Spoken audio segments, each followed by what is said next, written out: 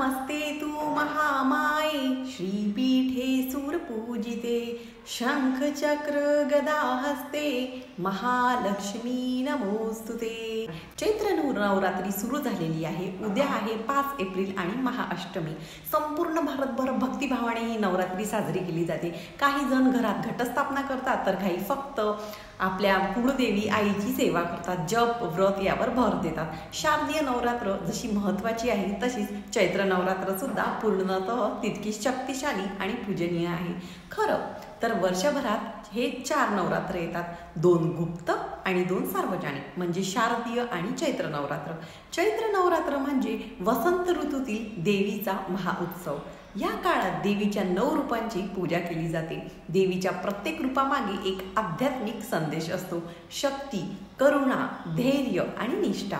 या संपूर्ण नवरात्रीतील सर्वात पवित्र आणि महत्त्वाचा दिवस म्हणजे अष्टमी, ज्याला महाअष्टमी असं म्हणतात। पण या दिवशी नेमकी काय करायचं, कोणती सेवा करायची, घरात काय लावायचं, काय अर्पण करायचं, तर याच्याबद्दल आपण आज सविस्तर माहिती जाणून घेऊया। सर्वात प्रथम येतं ते म्हणजे 64 योगिनी यंत्राची प्रतिष्ठा। याने काय होतं, घराच्या दरवाजावर एक सुरक्षेचं कवच असतं। या दिवशी सर्वात आधी जे काम केलं पाहिजे ते म्हणजे 64 योगिनी यंत्र आपल्या घराच्या मुख्य दरवाजावर लावलं पाहिजे। हे यंत्र सहज मिळतं, फक्त 5 ते 10 रुपयामध्ये कोणत्याही धार्मिक दुकानात मिळू शकतं। हे यंत्र वाईट नजर, नकारात्मक ऊर्जा, द्वेष भावना असलेले लोक हे सगळं रोखण्याचं काम करतं। जसे आपल्याला दररोज घर स्वच्छ ठेवावं लागतं तसेच आध्यात्मिक दृष्ट्या घरावरही सुरक्षा कवच असणं आवश्यक असतं। आपल्या या ज्या यंत्रात आहे 3 भाग असतात, तुम्ही बघू शकता। एक येतं ते वास्तुयंत्र, दुसरं येतं ते विजय पंचदशी यंत्र आणि नंतर येतं ते 64 योगिनी यंत्र। हे यंत्र कसं लावायचं, या यंत्राला आपल्याला स्वच्छ धुवायचं असतं। गंगाजलाने धुवा, गुलाबजलाने धुवा, स्वच्छ पाण्याने धुवा। त्यावर नंतर आपल्याला तिथे हळद कुंकू व्हायची, अक्षता अर्पण करायची आणि श्री स्वामी समर्थ या मंत्राच्या 11 माळी जप करायच्या आणि ते यांचं पूजन करायचं। मग या यंत्राला दरवाजाच्या बाहेरील बाजूस ते यंत्र तुम्हाला चिकटून घ्यायचं आहे, मुख्य दरवाजावरच, सेफ्टी डोअरला नाही। भाड्याच्या घरात राहत असाल तरीही चालेल। जे शारदीय नवरात्रीला लावलं असेल, भरपूर जण लावतात, त्यांनी ते काढून परत शुद्ध करून पुन्हा सेवा करून ते लावायचं आहे। नंतर येतं ते लवंगाचं अर्चन। लक्ष्मी आणि चामुंडा मातेला प्रियचं अर्पण महाअष्टमीच्या दिवशी आई चामुंडेचं आणि माता लक्ष्मीचं लवंग अर्चन अत्यंत शुभ मानलं जातं। तर कसं करायचं लवंगाचं अर्चन, आपण 16, 21 किंवा 108 लवंगा तुम्हाला घ्यायचे आहे। पूर्ण फुटलेल्या नको, कुळदेवीच्या मूर्तीवर किंवा फोटोवर तुम्हाला अर्पण करायचे आहे। लवंग अर्पण करताना आपल्याला एका मंत्राचा जाप करायचा आहे। ओम ऐं ह्रीं क्लीं चामुंडाय विद्याय नमः। प्रत्येक लवंग तुम्ही देवीसमोर ठेवताना त्याचं फूल तुमच्याकडे आणि देठ देवीकडे असा दिशेचा क्रम ठेवा। तर मग आता हे कोण करू शकतं अर्चन, सगळे करू शकतात। विधवा स्त्री करू शकते, वयोवृद्ध किंवा कोणीही। भक्तीला कोणतीही अट नसते। मासिक धर्म असेल तर घरातल्या इतर सदस्यांकडून तुम्ही सेवा करून घ्या। अर्चन केलेल्या लवंगाचं पुढे काय करावं, त्या लवंगा तुम्ही रोज एक खाऊ शकता किंवा तुम्ही चहात टाकून उपयोग करू शकता। पण त्या लवंगा भाजीत किंवा मसाले भातात अजिबात वापरायच्या नाही आहे। देवीचं अर्पण म्हणजे प्रसाद, त्याला योग्य प्रकारचे ग्रहणच आपण केलं गेलेलं पाहिजे। लवंगाचं अर्चन केल्यावर नंतर येतं ते सगळ्यात महत्त्वाचं म्हणजे कुंकुमार्चन। हे सुद्धा आपल्याला करायचं आहे। जसं मी तुम्हाला सांगितलं, या नवरात्रीच्या कालावधीमध्ये आपल्याला सप्तमीपर्यंत काही सेवा करणं झालं नाही तरी सुद्धा या दुर्गाष्टमीला कुंकुमार्चन घरात झालंच पाहिजे। मग ते तुम्ही कुळदेवीच्या टाकावर करा, मूर्तीवर करा किंवा म्हणजे कुठल्याही टाकावर करा, मूर्तीवर करा किंवा फोटोवर करा। माता लक्ष्मीच्या मूर्तीवर करा, श्रीयंत्रावर करा, जे तुमच्या घरात उपलब्ध आहे त्याच्यावर तुम्हाला नक्कीच या दिवशी कुंकुमार्चन करायचं असतं। तर आता कुंकुमार्चन करणं म्हणजे जे तुम्हाला येतं तो मंत्र तुम्ही म्हणा किंवा श्री सूक्त म्हणून सुद्धा तुम्ही कुंकुमाचं अर्चन करू शकता। खूप छान आणि उच्च कोटीची सेवा आहे। जी ही सेवा करतात त्याला अनुभव नक्कीच आलेला आहे। आता हे कुंकुमार्चन करून झाल्यावर आपला उद्योग धंदा बरकत यावी किंवा उद्योगधंदा चालावा याच्यासाठी एक महत्त्वाची सेवा सांगणार आहे। तुम्हाला 16 लवंगा घ्यायच्या आहेत। देवीच्या लवंगा वेगळ्या। आता ज्या काही लवंगा सांगणार आहे आणि घरात लवंग असतात आपल्या, तर त्या 16 लवंगा घ्या, व्यवस्थित त्या म्हणजे फुलासहितच त्या 16 लवंगा असल्या पाहिजे, तुटलेल्या वगैरे नको. 16 लवंगा तुम्हाला एका वाटीमध्ये घ्यायची आहे. एक लवंग हातात घ्यायची आहे, तुम्हाला उजव्या हातात घ्यायची आहे, अशी उजव्या हातात. आता फ्रंट कॅमेऱ्यामुळे तुम्हाला डावा वाटतोय, पण हा माझा उजवाच हात आहे. इथे एक लवंग घ्या, हातामध्ये ठेवा. तुम्हाला महालक्ष्मी अष्टकमचं पठण करायचं आहे. महालक्ष्मी अष्टकम अतिशय उच्च कोटीची सेवा आहे आणि याचे अनुभव खरंच भरमसाठ लोकांना आलेले आहे. म्हणजे आणि खरं तर महालक्ष्मी अष्टकम कसं पठण करायचं याची सुद्धा एक योग्य पद्धत आहे. मी ते नक्कीच तुमच्या येणाऱ्या नवीन व्हिडिओमध्ये शेअर करेन, पण आता थोडक्यात सांगते. तर ती महालक्ष्मी अष्टकम पठण करताना बघा, श्री गणेशाय नमः, इंद्रवाच नमस्ते अस्तु महामाय, श्रीपीठे सूरपूजिते शंख चक्र गदा हस्ते, महालक्ष्मी नमोस्तुते. खरं तर महालक्ष्मी अष्टकम हे 1 ते 8 ओव्यांपर्यंत असतं.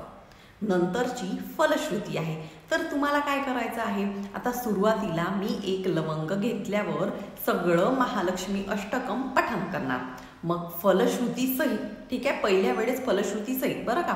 सगळं महालक्ष्मी अष्टकम पठण करणार आणि एकदा करून झालं की ती लवंग आपल्याला उचलायची आहे हातावरची आणि साईडला ठेवायची आहे. मग परत दुसरी लवंग तुम्हाला हाती घ्यायची आहे परत एक वेळा, त्याच्यावर महालक्ष्मी अष्टकमचं पठण करायचं आहे आणि परत ती साईडला ठेवायची आहे. थोडक्यात काय, प्रत्येक वेळा एक लवंग घेऊन 16 वेळा लवंग म्हणजे होतात आपल्याकडे आणि 16 वेळा महालक्ष्मी अष्टकमचं पठण होईल. आता तुम्ही म्हणाल की ताई, सगळ्याच लवंगा जर हातात घेऊन डायरेक्ट 16 वेळा महालक्ष्मी अष्टकम पठण केलं तर? नाही, असं बिलकुल चालणार नाही. प्रत्येक लवंगाचा एक मान असतो, कॉमन सेवा आणि एक स्वतंत्र सेवा, यात फरक आहे. म्हणून एक लवंग उचलायची, तुम्हाला 16 वेळा त्याच्यावर पठण करायचं आहे. एवढंच की एक लवंग उचलायची, ती बाजूला ठेवायची, सेवा करून झाल्यावर तेवढंच तुम्हाला करायचं आहे. तर हे सगळं करून झाल्यावर, ही सेवा पूर्ण तुमची महालक्ष्मी अष्टकमची करून झाल्यावर एक लाल कपडा घ्या.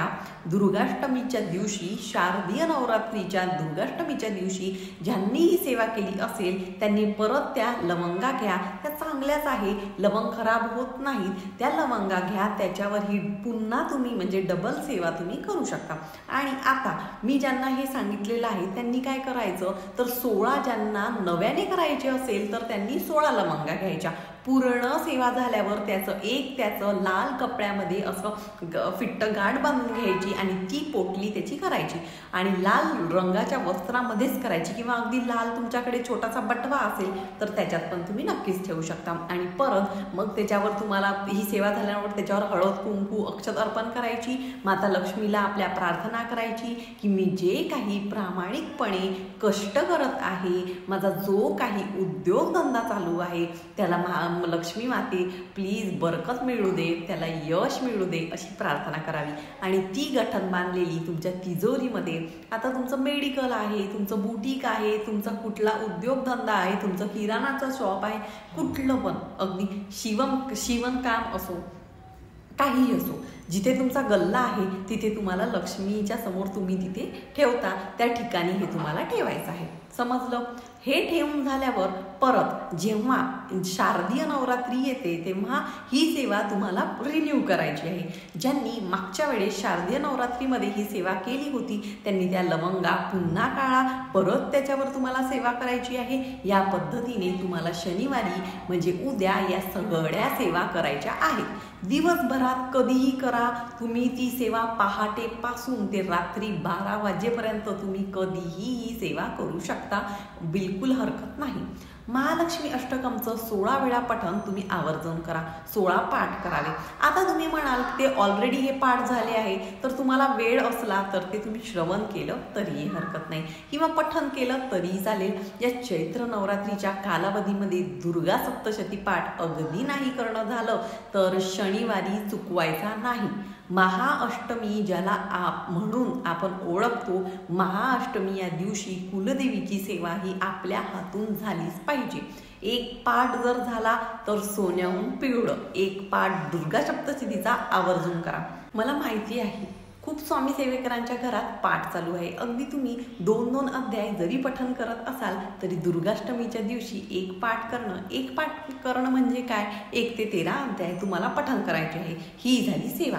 आता ज्यांना अगदी नाहीच करणं झालं तर 11 वेळा सिद्ध कुंजिका स्तोत्रमचं पठण करायचं आहे. सिद्ध कुंजिका स्तोत्रमचं पठण केल्याने दुर्गा पाठाचं फळ मिळतं असं म्हटलं गेलं आहे. तर याच्यातली जेवढी सेवा तुम्हाला करता येईल तेवढी करा कुलदेवीची सेवा करण्यासाठी. आणि तुम्हाला माहिती आहे का, खरं सांगू का, आपल्या घरातनं वर्षभरात होम हवन होणं खूप महत्त्वाचं असतं. आता गुरुजींना बोलवून होम हवन करणं आपल्याकडे शक्य होत नाही.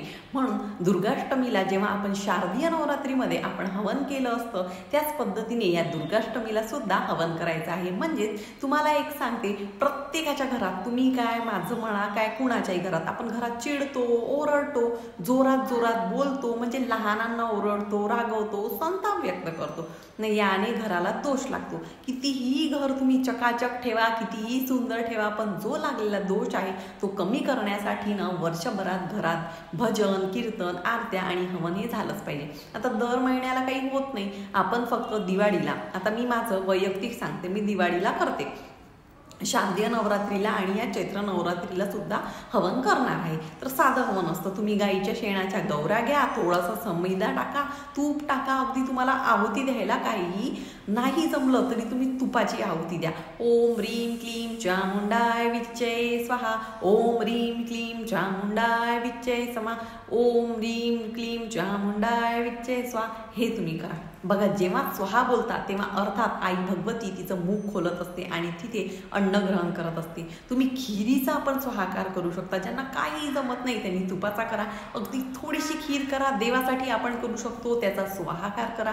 चैत्र नवरात्रीमध्ये कुळाचार, कुळधर्म या गोष्टीचा महत्त्व आहे. आता तो कुळाचार कधी करायचा त्याच्या संदर्भातली पण लवकरच माहिती येईल. पण ज्या काही गोष्टी सांगते आहे, महिलांनो करण्याचा प्रयत्न करा. हवन कोणीही करू शकतं, त्याला काहीही बंधन नाही. चला, आता इतकी जीव तोडून सेवा सांगितलेली आहे कारण त्या मागचं कारण तेवढं महत्त्वाचं आहे.